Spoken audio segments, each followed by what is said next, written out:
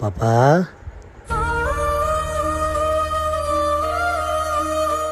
எப்படி இருக்க? யார் பேசுறேன்னு தெரியுதா? அப்பா பேசுறேன்டா.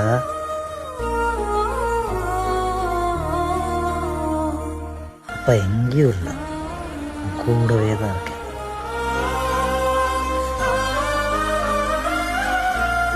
இப்போ இன்னொரு அப்பாவா உன்னை கல்யாணம் முடிக்க போகிறவர் வரப்போகிறாரு.